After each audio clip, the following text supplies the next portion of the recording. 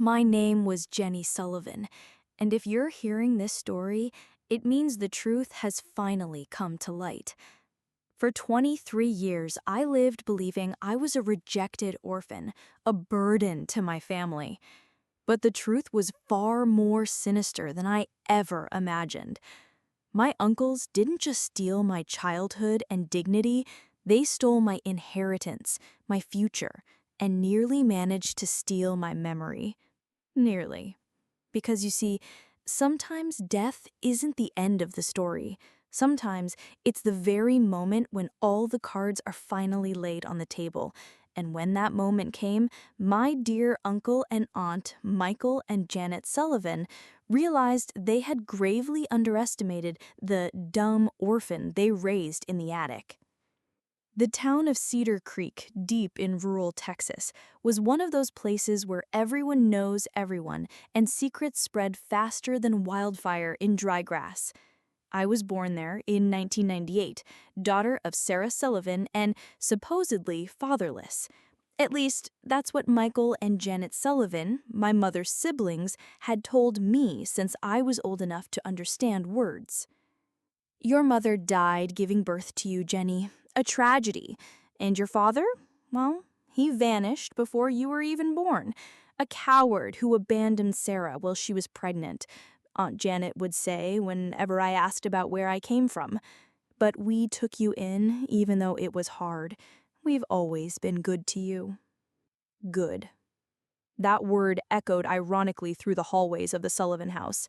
If kindness meant giving me the smallest attic room, while my cousins, Kevin and Jessica, had suites on the main floor, then yes, they were saints. If kindness meant dressing me in secondhand church clothes while buying designer outfits for their kids, then they were role models. If kindness meant making me work in the family store since I was 14 without ever paying me a dime, while my cousins received generous allowances, then they deserved a Nobel Prize. Eat our bread, use our water, and you're not even really our child, Janet would mutter every time I asked for anything, from school supplies to a new pair of shoes when mine were worn through. You should be grateful we give you a roof. Michael was no better. This girl's gonna bankrupt us, he'd grumble when he thought I wasn't listening. Just money down the drain. At least Kevin and Jessica are investments. They'll take care of us when we're old. At school, I was known as the Sullivan orphan. Teachers pitied me, classmates ignored me, and the few who tried to get close soon realized I had no money to go out, no stylish clothes, and nothing teenagers cared about. I learned early on to be invisible, to stay out of the way, to accept crumbs with gratitude. My cousins were everything I wasn't. Kevin, 2 years older, was the school's star quarterback, popular and confident.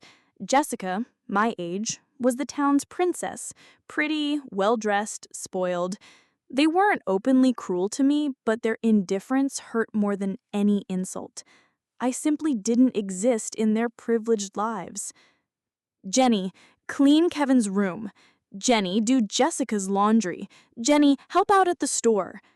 I was Cedar Creek's Cinderella, with no expectation of a prince or a fairy godmother.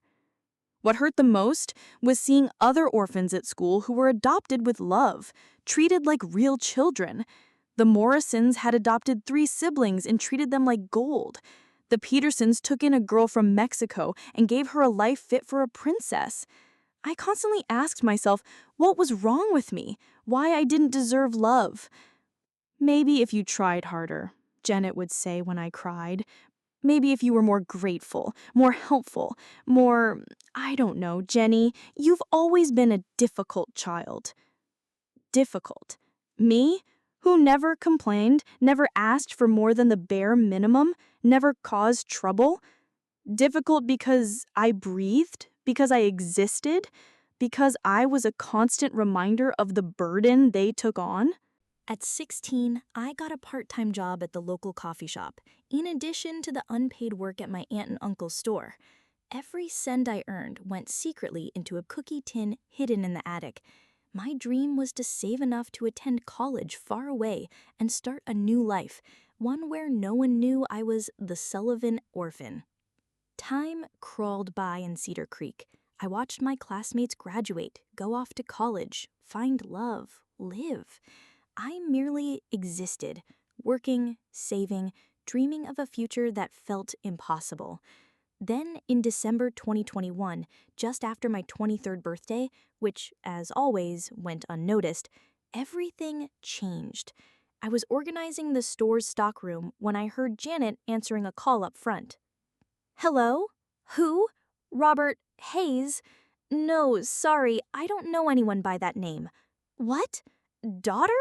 No, sir, you must be mistaken. My sister's daughter died in childbirth 24 years ago, along with Sarah. My blood ran cold. Robert Hayes. That name had never been mentioned in our house, but something inside me stirred, like a long locked door was suddenly being forced open. Janet continued, No, there's no Jenny Hayes or Sullivan alive. Yes, I'm sure. It was a terrible tragedy. We lost them both that day. What? A private investigator? No, sir, we have nothing to hide here. I hid behind the shelves, my heart pounding so loud I was sure all of Texas could hear it. Robert Hayes was looking for me. After 24 years, someone was looking for me, and my aunt and uncle were lying to him. That night, I couldn't sleep. I stared at the attic ceiling for hours, trying to process the phone conversation I had overheard. Robert Hayes. That name had never been mentioned in our house, but something inside me stirred, like a long locked door was suddenly being forced open. The next day, I took advantage of a quiet moment in the store to search on the old phone I had bought with my savings. Robert Hayes, Texas. The results took my breath away. Hayes Hotels, a chain of luxury hotels spread across the American Southwest. The man in the photos looked wealthy, successful, and there was something in his eyes that made me swallow hard. They were just like mine. Over the next few days, I watched Janet and Michael through a new lens. I noticed how they whispered to each other when they thought I wasn't around, how they quickly hung up the phone whenever I entered the room, how they looked at me in a strange, almost nervous way. Ironically, it was Kevin who gave me the final clue. On Thursday, he was complaining about needing money for a trip with his friends when he said casually, Mom, why don't you sell those old jewels from Aunt Sarah that are in the safe? You said they were valuable. Shut up, Kevin, Janet snapped, shooting a nervous glance at me. Those things, they're not for sale. My mother's jewelry. In a safe, jewelry that apparently was valuable and had never once been mentioned to me. Then, on Friday, Robert Hayes showed up in person at the store. I recognized him instantly. The same height, the same brown eyes, the same face shape I saw in the mirror every day. When our eyes met, it felt like a bolt of electricity ran through the room. He knew. I knew. And from the pale faces of Michael and Janet, they knew too. The game was over. Oh my God, Robert whispered, eyes brimming with tears. Jenny? Jenny, is that you? Before I could respond, Janet stepped forward. Mr. Hayes, as I explained on the phone, there's no Jenny here. This is just an employee. She has nothing to do with your family. Employee? Asked Robert, never taking his eyes off of me. How old are you, sweetheart? 24, I answered, my voice barely a whisper. The silence that followed was deafening. Robert Hayes began to cry, tears of joy, of relief, of 23 years of searching finally coming to an end. I've been looking for you all these years, Jenny. I never stopped searching. Mr. Hayes, please, Michael cut in, visibly sweating. There's a misunderstanding here. This girl isn't. Shut up, Robert said, anger flashing for the first time. You lied to me for 23 years. You told me my daughter was dead. The truth began to spill out right there in the store, in front of the few customers watching the scene unfold like a movie. Robert told me how he had dated my mother Sarah, how they had separated temporarily because their families didn't approve. He came from wealth, she from a humble background. When he found out Sarah was pregnant, he rushed to Cedar Creek, but the Sullivans told him that both she and the baby had died in childbirth.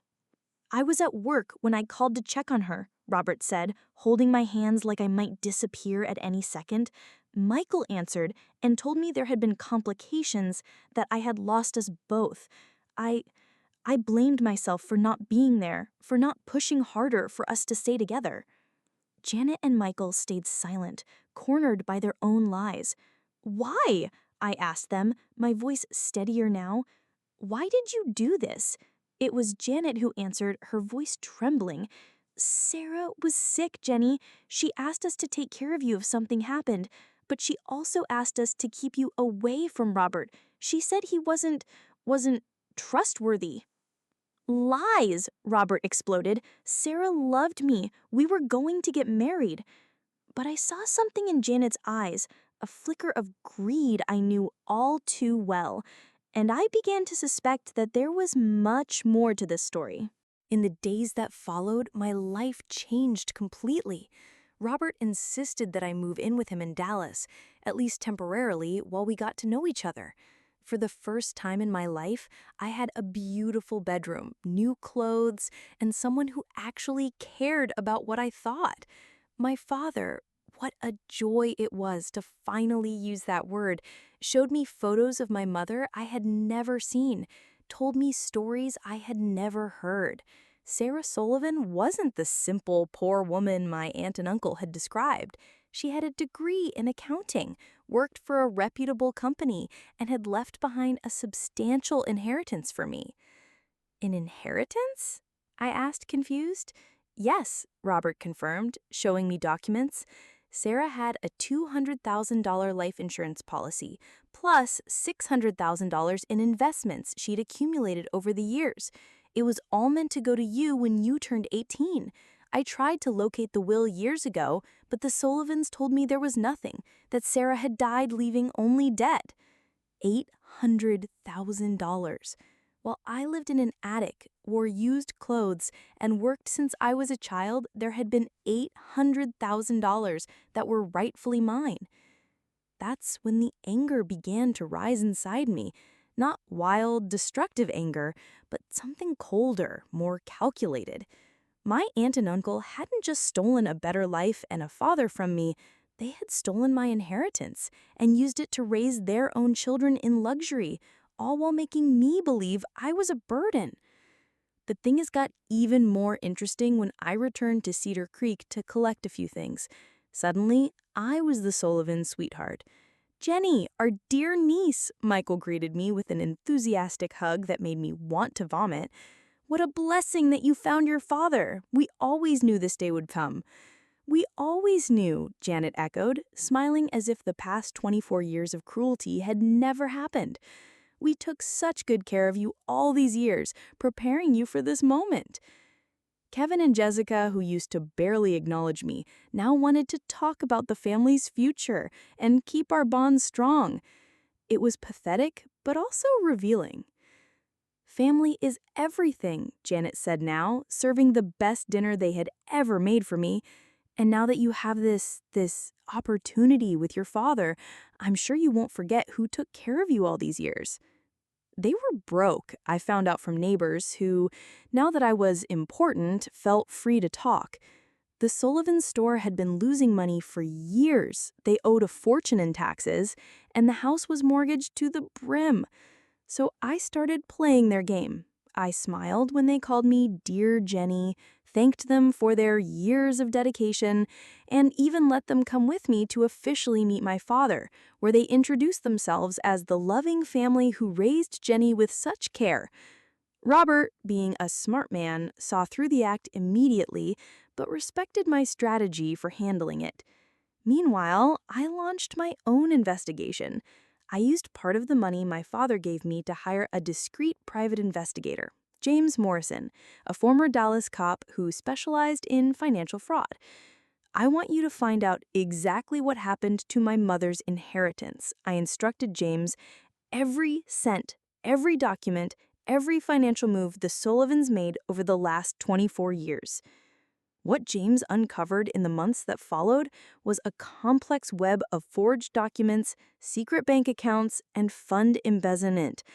The Sullivans had faked my death certificate when I was a baby, created false legal documentation naming themselves as Sarah's sole heirs, and systematically stole all the money that should have been mine. They spent it all, James told me during one of our secret meetings. But I wanted more than financial proof. I wanted to hear from their own mouths what they truly thought about me, about everything. So we invested in high-quality recording equipment. During the family dinners that now happened regularly, I recorded everything. And what I heard confirmed my worst fears about who these people really were. That idiot hasn't suspected a thing, Janet laughed when she thought I couldn't hear. Too dumb to realize we stole everything from her all these years.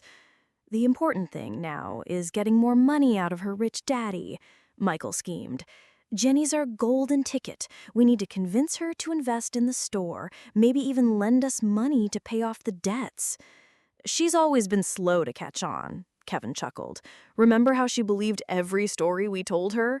Your dad didn't want you, Jenny. We're your real family. And Jessica added, and now she has to be grateful and help us.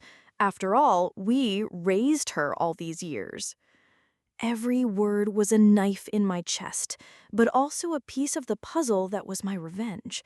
They had no idea I had discovered everything. They couldn't imagine the investigator had already gathered enough evidence to ruin their lives. During this time, my father and I developed a real relationship. He introduced me to my paternal grandparents, who welcomed me with genuine love. For the first time in my life, I knew what it felt like to be truly wanted by a family. Jenny, my father told me one night, I know you're planning something. You have every right to be angry, to want justice. Just promise me you'll be careful. I promised. But the truth was, my thirst for justice had become an obsession. For 2 years, I gathered evidence, recordings, documents. I built a complete dossier that not only proved the inheritance theft, but exposed every lie, every cruelty, every moment of fake affection they had ever shown me. The lawyer I hired, William Chen, reviewed everything meticulously. Ginny, this is solid. When you decide to move forward, they won't stand a chance. It's an airtight case of fraud, forgery, and financial abuse. But I wanted them to feel safe first. I wanted them to believe they had won, that I was still the naive idiot they always thought I was. So I kept going to the dinners, smiling at their fake faces, listening to their plans on how to use my new fortune to fix their problems. And with every visit, every recording, my resolve grew stronger. They thought they had raised the perfect victim. They didn't know they had created their own nemesis.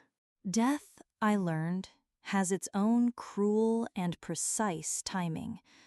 On Monday, March 15th, 2024, a rainy day, I was driving back from Dallas to Cedar Creek after yet another staged dinner with my dear uncles. The rain made the road slick, and a truck coming from the opposite direction skidded on the wet pavement. The last thought I had before the impact was, at least my plan is complete. The funeral went exactly as I imagined it would. Janet cried crocodile tears, Michael played the role of the devastated uncle, and Kevin and Jessica acted as the grieving cousins. But I could see through the performance. They were calculating, planning how to get close to my father to ensure that some part of Jenny's inheritance would reach them. My father, genuinely heartbroken, could barely function. Robert Hayes had just found his daughter after 24 years of searching. We only had 2 years together, and now he had lost me again. His grief was real, tangible, and it broke my heart, even in death. 3 days after the funeral, my father began the painful task of organizing my belongings in my Dallas apartment.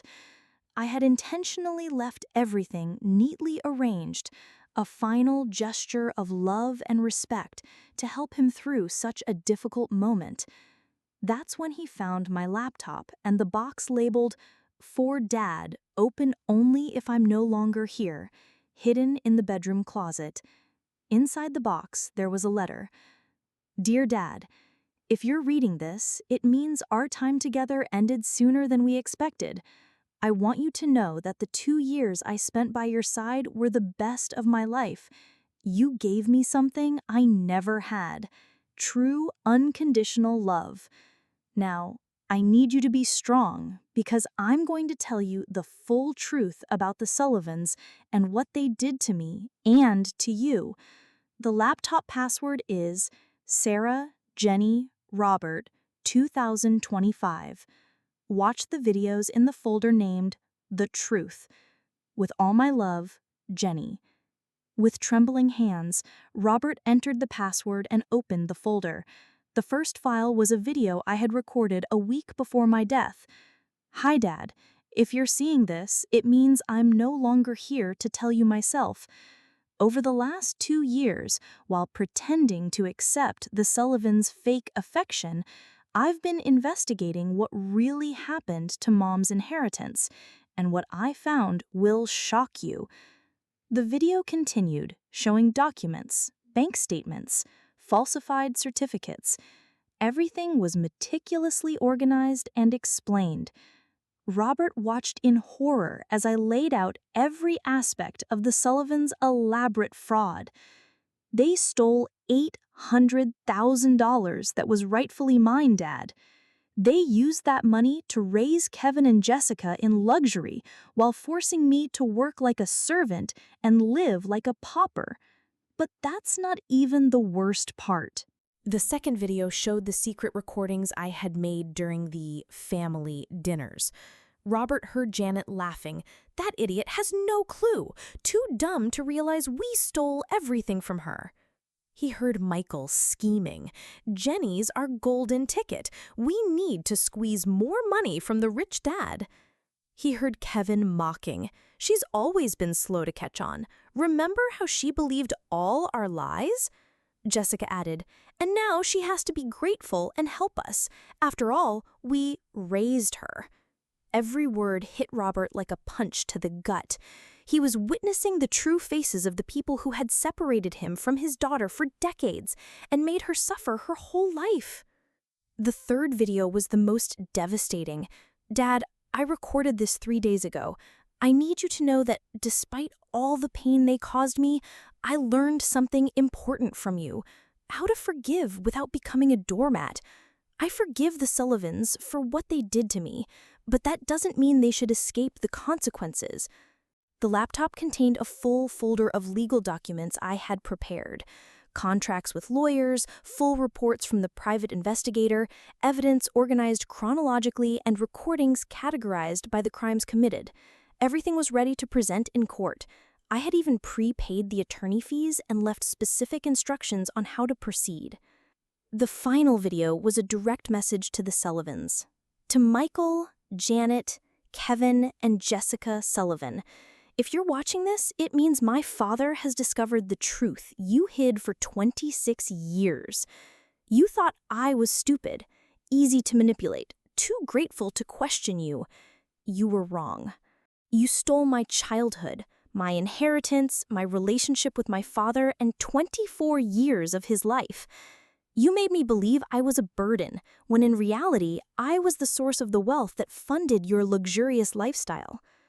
But the cruelest part was pretending to love me when they found out my father was rich, smiling at me while plotting how to use me.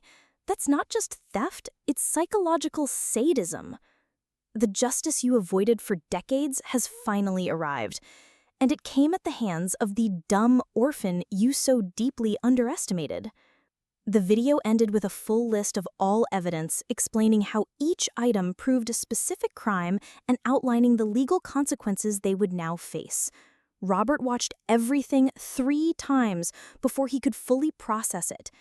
His daughter, even in death, had managed to expose the injustice she endured and ensure the guilty paid for their crimes. With tears in his eyes but fire in his heart, he picked up the phone and called William Chen, the attorney I had hired. "Mr. Chen, this is Robert Hayes. I think it's time to set Jenny's plan in motion." The bomb dropped on the Sullivans' lives on a sunny Thursday, ironically contrasting the storm that was about to engulf them.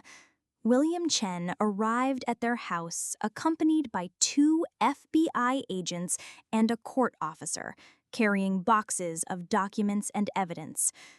"Michael and Janet Sullivan, you are being formally charged with fraud, document forgery, grand theft, and conspiracy.